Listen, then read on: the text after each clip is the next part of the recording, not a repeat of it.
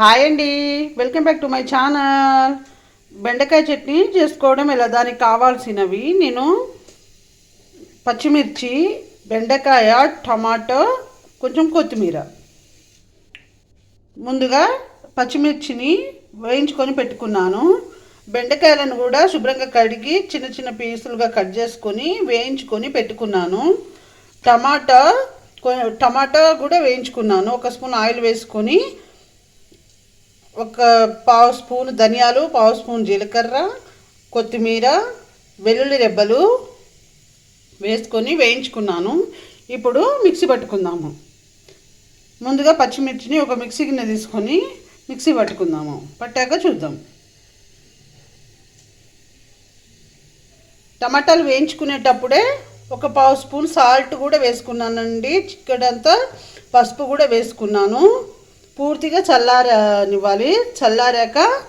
చల్లారిపోయిందండి. చల్లారాక పచ్చిమిర్చిని మిక్సీ పట్టుకుందాము. పట్టాక చూద్దాము.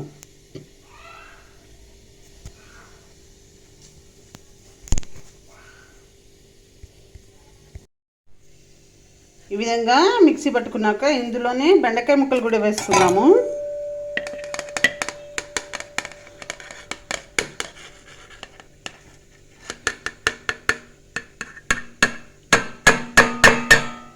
బెండకాయలు కూడా వేసుకొని ఒక్కసారి మిక్సీ పట్టుకుందాము. కచ్చా పచ్చాగా పట్టుకోవాలండి, మరీ మెత్తగా పట్టుకోవద్దు. పట్టాక చూద్దాము. ఈ విధంగా మిక్సీ పట్టుకున్నాక ఇందులోనే మనం ముందుగా వేయించుకున్న టమాటాలను కూడా వేసుకుందాము. టమాటా కూడా ఈ విధంగానే వేసుకొని మిక్సీ పట్టుకుందాము. మనం వేయించుకున్న టమాటా కూడా వేసుకొని ఈ విధంగా మిక్సీ పట్టుకోవాలండి. అంతేనండి, టేస్టీ బెండకాయ చట్నీ రెడీ అండి. ఈ విధంగా కూడా తినేయచ్చు, కావాలంటే పోపు కూడా వేసుకోవచ్చు, మీ ఇష్టం అది. నేనైతే పోపు వేసుకుంటున్నాను. ఒక బాండి తీసుకొని అందులో ఒక పావు ఆయిల్ వేసుకొని పోపు దినుసులు వేసుకొని ఎండుమిరపకాయలు, శనగపప్పు కొంచెం ఎక్కువ వేసుకుంటే మనం తినేటప్పుడు మధ్యలో తగులుతూ టేస్ట్ బాగుంటుంది. అందుకే శనగపప్పు ఎక్కువ వేసుకుంటున్నాను. ఫ్రై కానిద్దాము. ఫ్రై అయ్యాక చూద్దాము. మనం వేసుకున్న పోపు దినుసు కూడా ఫ్రై అయిపోయాయి. ఇప్పుడు ఇందులోనే కరివేపాకు,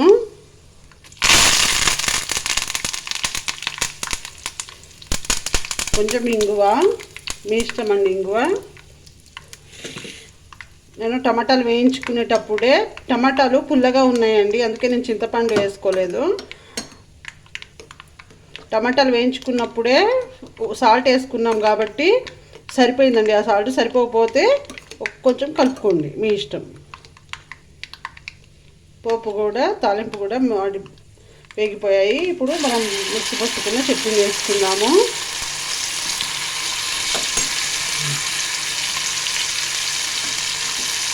వేసుకొని కలుపుకున్నాము. ఈ విధంగా చట్నీ వేసుకొని కలుపుకుంటే బెండకాయ చట్నీ రెడీ అండి. వేడి అన్నంతో చాలా బాగుంటుంది. తప్పకుండా ట్రై చేయండి. ఎలా వచ్చిందో కామెంట్ సెక్షన్లో కామెంట్ చేయండి.